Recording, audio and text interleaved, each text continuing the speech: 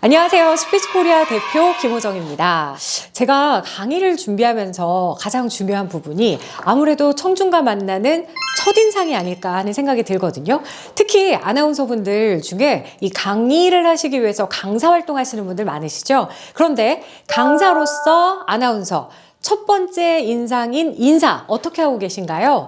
대부분의 분들이요, 강사 프로필을 휘황찬란하게 뒤에 PPT에 띄워놓고 혹은 자신이 했던 방송의 영상을 가지고 와서 보여주시는 분들 많으시잖아요. 그런데 사실 저는 아나운서 활동을 이제 20년 정도 했지만 쭉 쓰여있는 그 양력을 보면서 괜히 오글거리기도 하고요. 혹은 동영상을 보여줄 때는 앞에 있는 청중들이 과연 내 동영상을 무려 1분 정도까지 보면서 지루해하진 않을까 하는 걱정이 있거든요. 그래서 저는 저만의 첫인상을 나타내기 위한 이 오프닝이 있습니다. 예를 들어서 청중이 누구냐에 따라서 그 오프닝이 항상 달라지는데요. 예를 들어 뭐 아나운서다라고 했을 때 조금 신기해하는 그런 청중들 있잖아요. 뭐 중학교, 고등학교, 대학교 학생들도 아나운서 보면 신기해하실 수도 있고요. 혹은 이 목적 자체가 인문학 강의다라고 하면 와서 강의를 듣는 것 자체에 아나운서가 한다라는 것에 조금 메리트를 두고 오실 수도 있어요. 그래서 그럴 때는 저도 마찬가지로 제가 방송했습니다라고 말하고 시작합니다. 하지만 긴 양력을 띄워놓거나 아니면 방송 영상을 보여드리지는 않습니다. 예를 들어서 저는 이렇게 해요. 여러분 혹시 오늘 강의 아나운서가 한다라는 거 알고 계셨어요? 그럼 대부분이 네! 이렇게 말씀을 하시죠. yes or no 질문은 청중과의 반응, 그 다음에 호감을 일으키는데 굉장히 중요한 역할을 하거든요. 그래서 저는 첫 번째 yes or no에 아주 쉬운 질문을 합니다. 만약에 모든 사람들이 아나운서가 한다는 것을 알았다라고 한다면 사실 아나운서가 한다는 거에 좀 기대감이 있거든요. 여러분은 아나운서가 강의를 한다. 어떤 기대감을 가질 것 같으세요? 첫 번째, 예쁘냐? 당연하죠.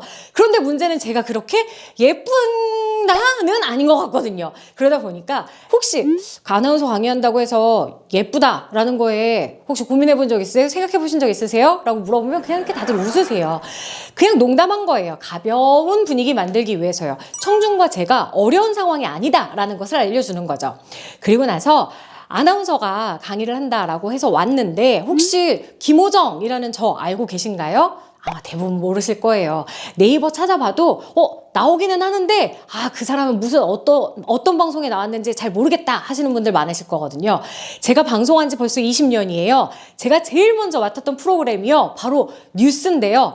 빰빠밤!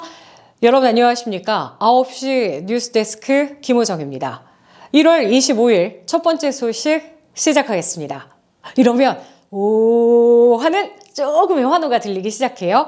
그리고 나서 제가 프리랜서가 되면서 그 다음 했던 프로그램이 바로 MC입니다. 생방송 투데이라는 프로그램이었는데요. 안녕하세요. 생방송 투데이 아나운서 김호정입니다. 날씨가 정말 오락가락하죠. 이렇게 변덕스러운 날씨에는 여러분 특히 건강을 주의하셔야 되는데요. 한국인의 건강에 이로운 슈퍼푸드 백선이 공개됐다고 하거든요. 먼저 화면으로 함께 만나보시죠. 이렇게 하고요.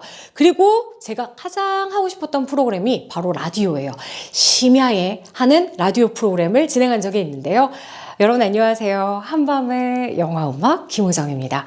와, 새벽 2시예요. 아직도 잠 못 이루시는 분들 많으신가 봐요. 왜요? 고민이 있으세요? 제가 들어드릴까요? 여러분의 친구처럼, 애인처럼, 가족처럼요. 그리고 요즘도 알바로 많이 하는 것이 바로 내레이션인데요. 한 걸음, 두 걸음, 그들의 발걸음이 무겁다. 하지만 어느새 걷다 보니 가야산 정상이다. 누가 재래시장을 위기라 했던가? 재래시장의 슈퍼스타가 떴다. 이런 것들을 하는 게 바로 아나운서인 제가 했던 방송들입니다. 라고 현장에서 보여주는 거죠. 그러면 그때 분위기가 조금 말랑말랑해지고 저를 신기하다는 듯이 쳐다보기 시작해요. 그러면 박수 한번 시작하시죠. 박수 한번 주세요. 라고 말을 합니다.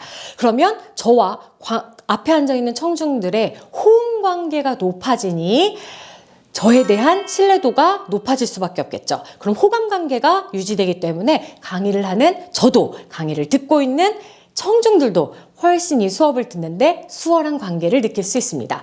여러분들의 첫인상을 만드는 인사법 어떻게 만들고 계신가요?